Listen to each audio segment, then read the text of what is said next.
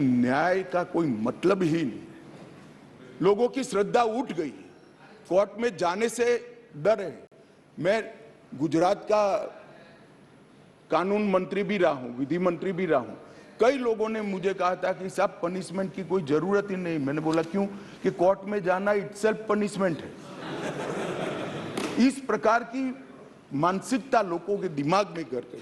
हमने इसीलिए आधुनिक से आधुनिक तकनीक को इसके अंदर समाहित करने का निर्णय किया है। माननीय अध्यक्ष जी, दस्तावेजों की परिभाषा का विस्तार कर इलेक्ट्रॉनिक या digital record, email, server longs, computer, smartphone, laptop, SMS, website, locational साक्ष्य, डिवाइस पर उपलब्ध मेल और मैसेजेस, ये सभी को कानूनी वैधता इस देता है, जिससे अदालतों के अंदर जो कागजों के ढेर लगते हैं, अंबार लगते हैं, वो समाप्त हो जाएंगे।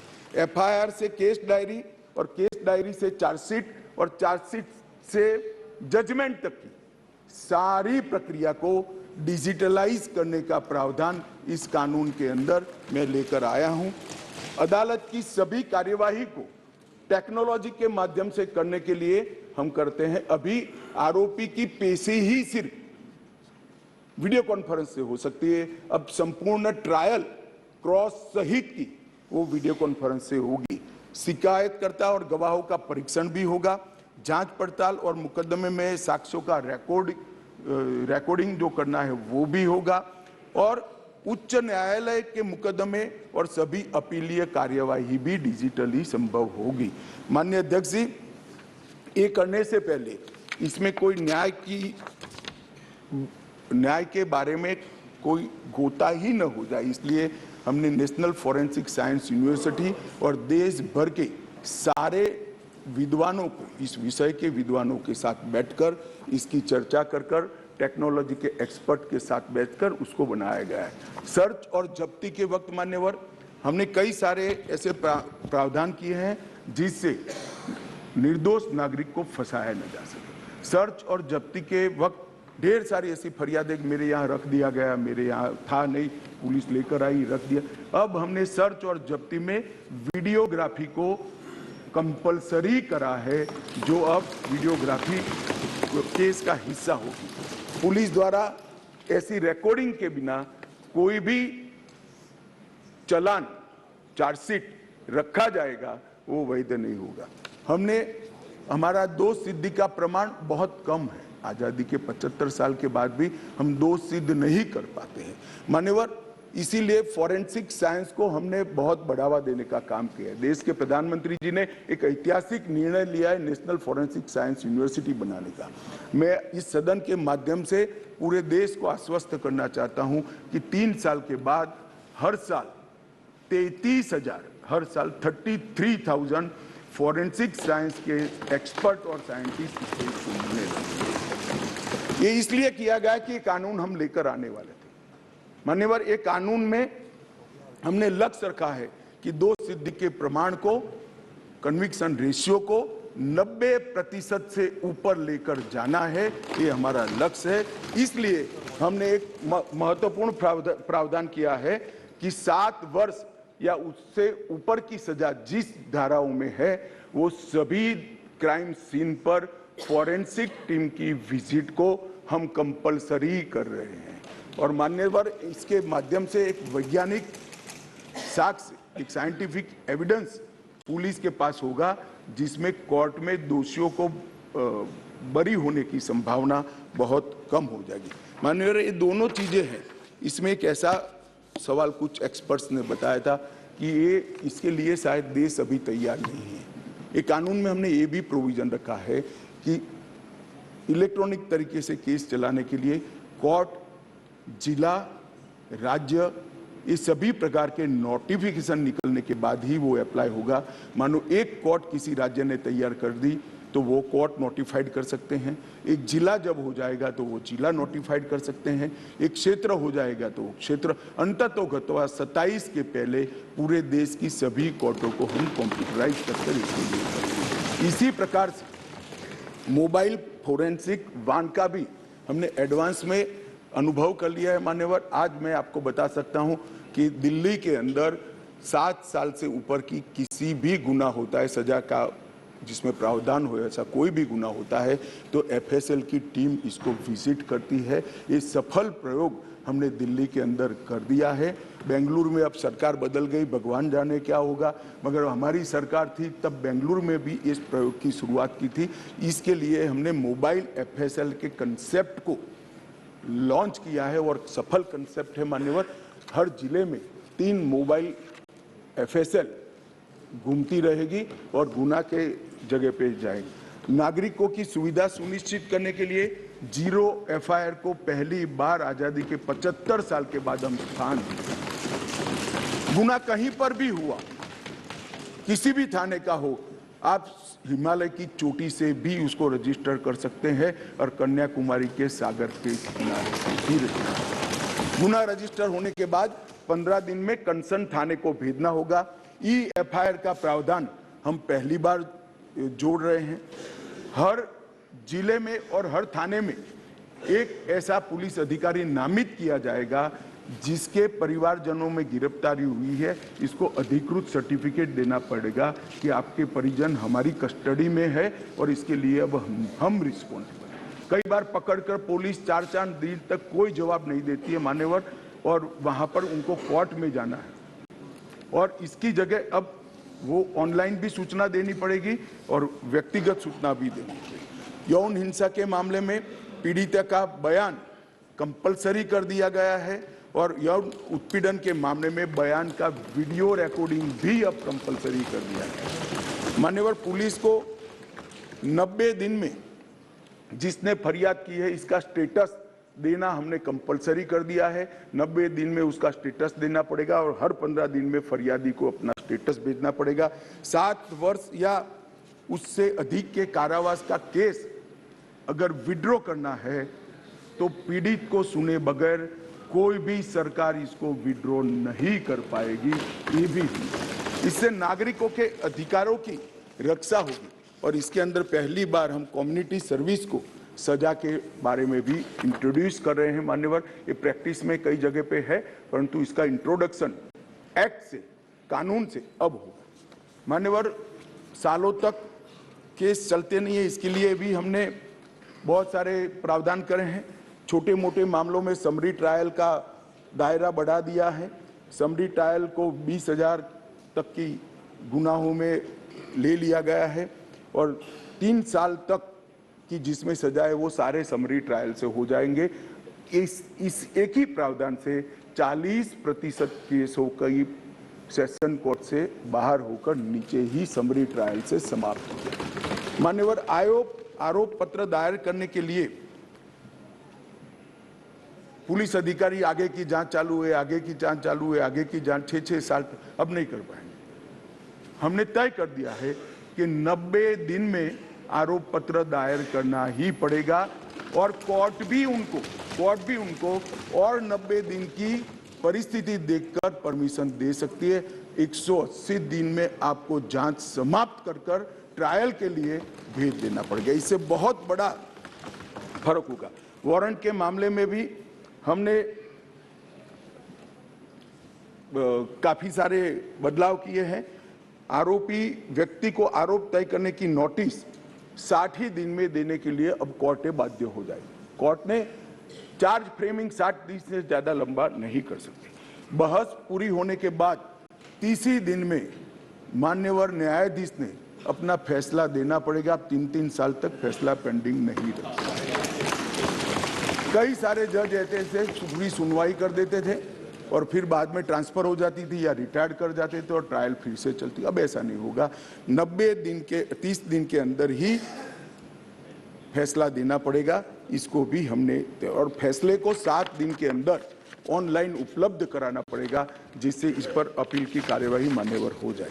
सिविल सर्वेंट के विरुद्ध कोई फरियाद होती थी, पुलिस ऑफिसरों के विरुद्ध कोई फरियाद होती थी तो एक प्रावधान है जिसे उनको सुरक्षा मिली हुई है। सरकार की परमिशन के बगैर इनका संज्ञान या तो चार्जशीट या ट्रायल शुरू नहीं हो सकती। मान्यवर, सालों तक कोई परमिशन आती ही नहीं थी।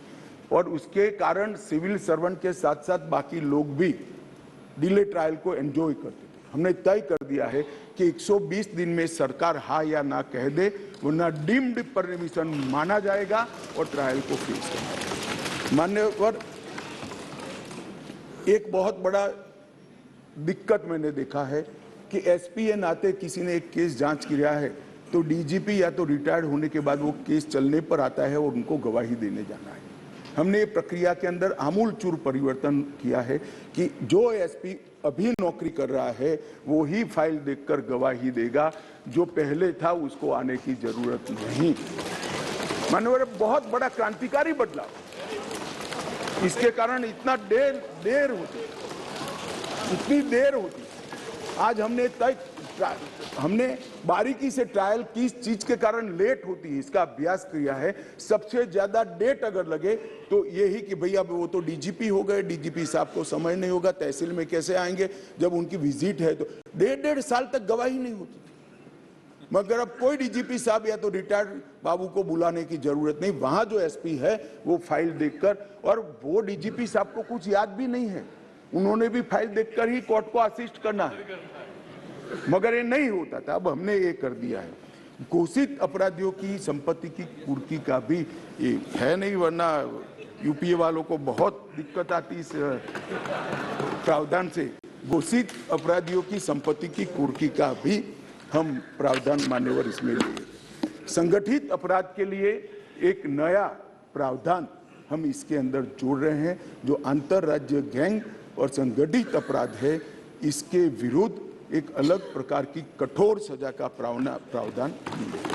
महिलाओं के प्रति अपराध और सामाजिक समस्याओं के निपटान के लिए भी हमने ढेर सारे किए हैं। शादी, रोजगार, पदोन्नति के झूठे वादे और गलत पहचान प्रकट कर जो यौन संबंध बनाते थे, उसको अपराध की श्रेणी में पहली बार नरेंद्र मोदी सरकार लाई। गैंग रेप के सभी मामलों में 20 साल की सजा या आजीवन कारावास का प्रावधान किया है, जो आज नहीं है। 18 वर्ष से कम आयु की बच्चियों के मामले में मृत्यु दंड का भी प्रावधान। मान्यवर, मॉब लिंचिंग का बड़ा शोर मचा है, हमने उसको केयरफुली करा है। मॉब लिंचिंग के लिए भी 7 साल आजीवन कारावास और मृत्युदंड तीनों का प्रोविजन कर हम प्रावधान मान्यवर लाए। स्नेचिंग के लिए चाहे मोबाइल का हो चाहे महिलाओं की चेन का हो, कोई प्रावधान नहीं था। बहुत सारे लोग छूट जाते थे क्योंकि वो चोरी भी नहीं होती थी, स्नेचिंग का प्रावधान भी नहीं था। अब स्नेचिंग का भी प्रावधान ले रहे मान्यवर। एक 324 इसमें गंभीर चोट के कारण निष्क्रियता की स्थिति हो जाती थी, मानो कोई अपाहिज हो गया, ब्रेन डेड हो गया, मृत्यु नहीं हुई, पूरा पैर कट गया, हाथ कट गया, तो भी 7 साल की सजा थी। और किसी को थोड़ा लगा, रिपेयर होकर 1 सप्ताह में अस्पताल से बाहर आ गया, तो भी 7 साल। हमने दोनों को अलग कर दिया। हमेशा के लिए अपंगता अगर आती है या ब्रेन डेड होता है तो इसकी सजा को 10 साल या तो आजीवन कारावास में बदलना होगा। बच्चों द्वारा अपराध करने वाले व्यक्ति के लिए, बच्चों के साथ अपराध करने वाले व्यक्ति के लिए सजा को बढ़ाया गया है, 7 से 10 साल किया गया है। पहले जुर्माना काफी कम था, अनेक प्रोविजन में जुर्माने को बढ़ाने का भी काम किया है। मान्यवर,